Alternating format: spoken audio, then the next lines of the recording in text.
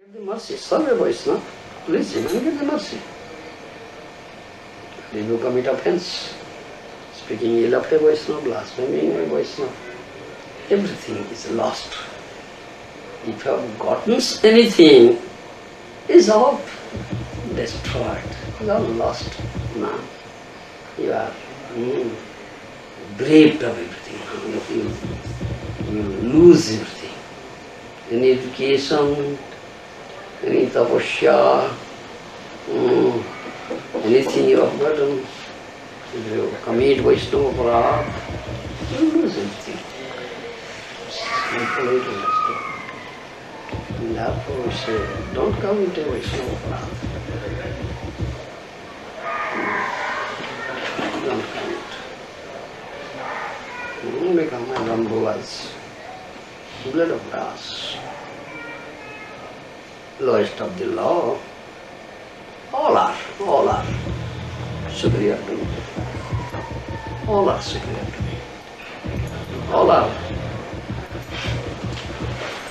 Vaishnavas, but I am not Vaishnava. All are Vaishnavas.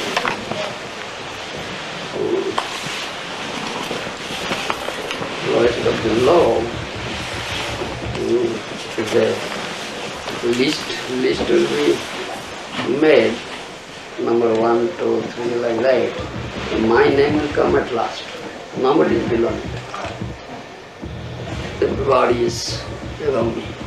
This is attitude. Now Vishnu. So yes. This attitude, unless you develop this attitude, you cannot do Hari Bhajan. You cannot get the mercy of a Vaishnava. You cannot achieve supreme perfection. You understand? My wife arrived, she said, Guru Maharaj is calling you. Madhavananda had been distributing the Krishna Katamrita magazine, the Nityananda Appearance Day Krishna Katamrita magazine in ISKCON during the GBC meetings, and he'd been banned. They'd kicked him out. So he'd been told to come and stay in the car with me, so I had to go back to Mayapur to collect him. So I went back to Guru Maharaj's room, I went inside. Madhavananda Prabhu wasn't there. So Guru Maharaj said, go and, he's staying outside in the near the Gurukul somewhere. So I thought, I won't go looking for him, I'll just sit outside and wait and he'll come eventually. So I was sitting outside, and just as I was sitting outside, two ladies came, Vajanti Mala, one other Prabhupada disciple, and Bhakta Rupa, the GBC secretary, who had been staying in Bhubaneswar, was very favourable to Guru Maharaj. I went inside, and Guru Maharaj I could hear him speaking, and then I heard Guru Maharaj yelling, Radhe, Radhe! And I looked, what's going on? And then I heard like all the chairs get pushed away. So I ran to the door, and just I opened the door open, and I held open the fly screen, and I saw Guru Maharaj holding his neck bead. And he was pulling, and he was chanting, like that, and he lay back down on the bed and he said, Nam Koro, chant. And I went in, initially I ran in, and then the boys were screaming, go and get the doctor, get the doctor. So I ran to the front gate. There was a medical place there with Rasikananda, and there was nobody there. So I actually was a lifeguard, so I have some experience on at least, first aid. So Rasikananda went to the reception to find a doctor, and I went back to the room. And Guru Maharaj was lying on the other bed by this time, and there was foam coming from his mouth. And I rolled him over into recovery position, and I was holding his head, and I tried to get his neck back so that it had some clear air, because he wasn't breathing. And there's foam, and unfortunately I was holding him this side, I remember on this, so I was holding his head with this hand, and with my left hand I began to wipe the foam from his mouth, and he bit my fingers. And I took my hand out, and then again I tried to clear his mouth, his airway, and again he bit. And I was like, oh. And again I was just holding him, and then some more foam came, and the third time I put and then he really bit my hand hard. I had teeth marks on my hand. But the third time, there was some, "Get your hand out of my mouth, I'm leaving." That was what came in my mind. And then I knew he was going. He wanted to leave. At that moment, I remember at that moment I knew he was leaving. So I just lay back and held him.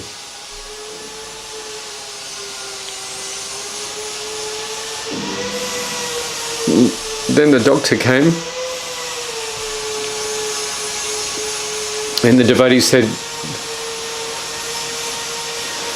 I remember holding Guru Maharaj's pulse. I took Guru Maharaj's pulse also. His heart was just not like anything I'd ever heard, felt.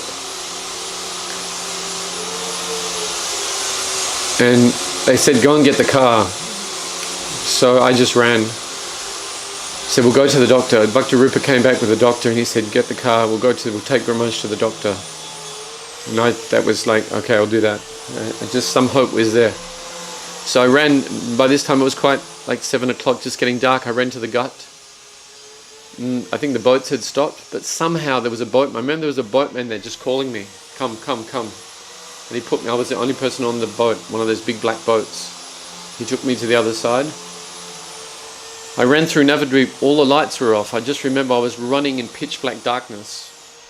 And just here and there like a madman. I just was completely out of sense until I reached the mutt, and I ran up into the room because I needed the key. No, I had the key. I ran up to the room, and Bhakti Sri Damodar Maharaj was there, and the temple president, and they were like, I was crying. I was just crying and crying. Guru Maharaj is leaving, Guru Maharaj is leaving. And they were saying, no, it's okay, he won't leave, it's okay, let's go.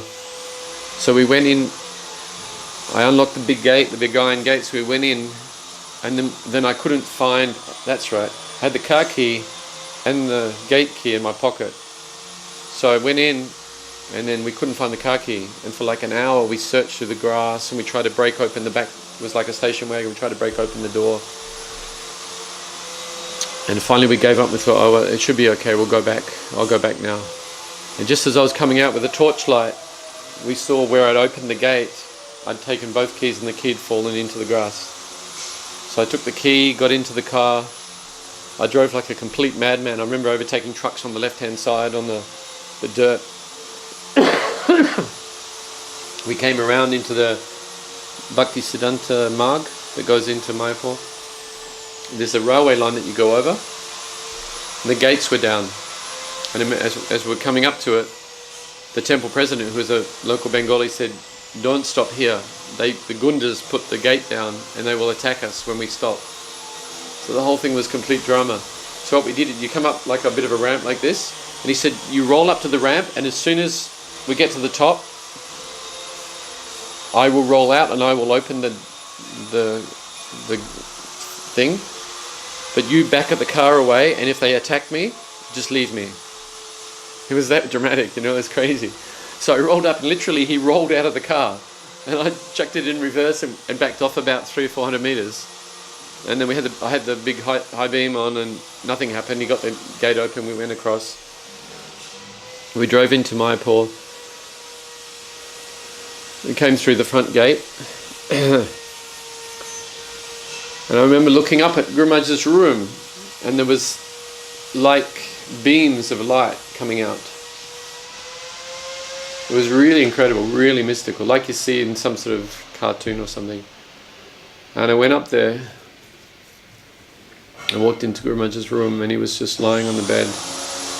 And he looked about 16 years old, 17 years old. I understood later why, because he was actually self-effulging. So you couldn't see his complexion. It was this soft glow of light, so it just appeared like this soft light. And Guru Maharaj looked like he was just, only thing I can describe is looking at a completely flat ocean. Just complete contentment. And he had all of the big Tulsi garlands from Rishingadev and all the deities' garlands, completely covered in garlands. So when Govinda Bhakkata came, Ashram Maharaj came and said, Srila Bhakti Pramod Puri Maharaj said we should give him samadhi here in Mayapur. And I said, no. All of those personalities were there, all swarming around Guru Maharaj. And I just felt, my first feeling was complete lack of shelter. I'm in such a dangerous situation here. I said, let's take Guru Maharaj and let's go. Let's put Guru Maharaj in the car and let's get out of here. And they did. It was about an hour or two later, they put him in a palanquin. They did circumambulation of the deities and they went to Prabhupada's Samadhi and took some time. I just didn't want, I sat there, I prepared the car. And this is the end of the story. I just wanted to get up to this point because as we drove out, we put Guru Maharaj in the car. I remember one of the sannyasi, I won't say his name, came and said, you should put Guru Maharaj sitting because rigor mortis will set in. And he should be in sitting position for samadhi. And Jagadish Pandit did one of the most beautiful things. He turned around to that sannyasi and he said, my Guru Maharaj is not a mortal human being like you. We don't need to do this. But we did anyway. It was very nice. We put it forward, and then Guru Maharaj's feet were between the driver's seat and the passenger seat in the front. Guru Maharaj was in the back, and Atmaram and Jagadish from one side, Chariratna Prabhu and myself driving, and Leela Avatar Prabhu was in the back.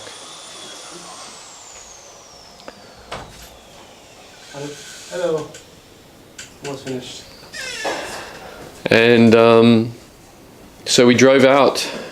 Oh, this is an important thing. I want to write some memoirs about this, but just at that point the Gurukul was attacked by Muslims. So there was... Right at that point? Right at that point.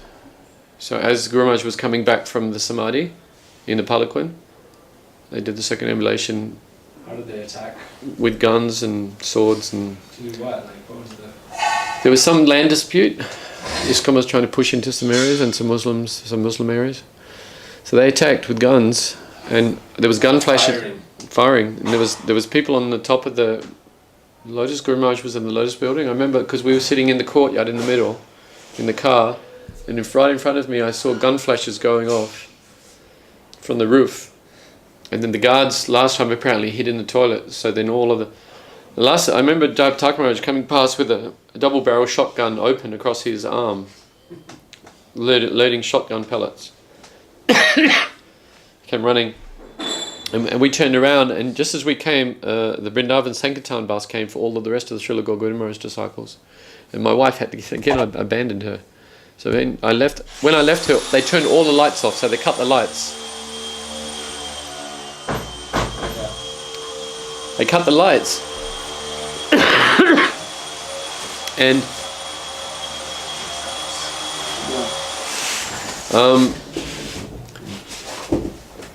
so we're in complete darkness. As I swung the car around, I saw my wife sitting there like a startled deer in anything, holding the garlands from Guru Maharaj's neck on her arm.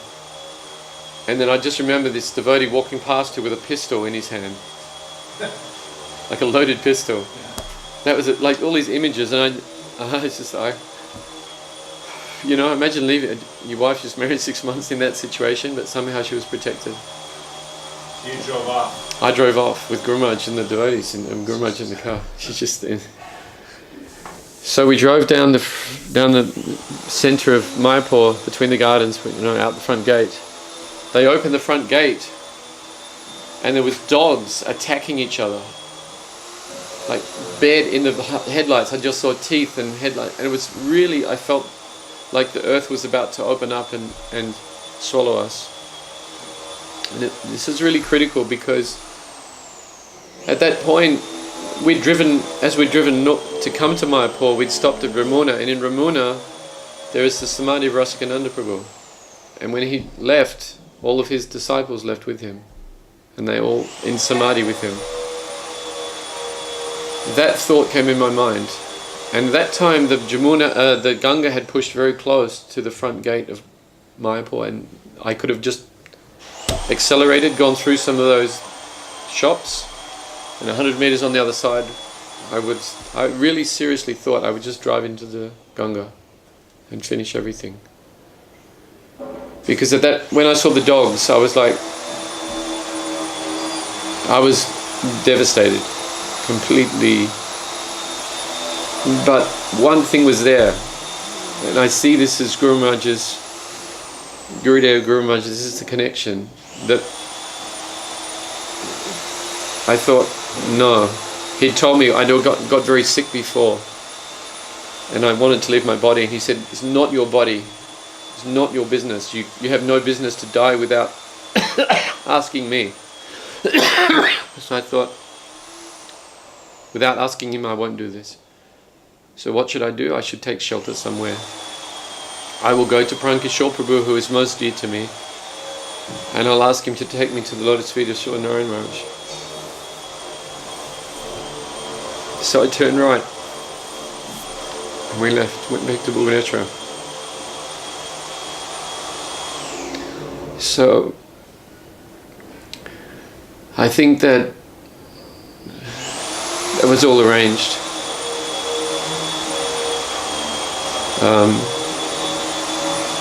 We drove back, we have Guru Maharaj Samadhi, so many things happened. But I know that later on Gurudev told me, he said, your Guru Maharaj came to me in 93, and I asked him how he was. He said, they're persecuting me, they're giving me so much trouble. He said, this material world is not a fit place for any man to live. Just as Bhaktisiddhanta Saraswati Thakur left early, I'm also thinking I will leave early. He said, and if I leave, some of my disciples will come to you for shelter. You please look after them. So this was my Guru Maharaj's arrangement for me.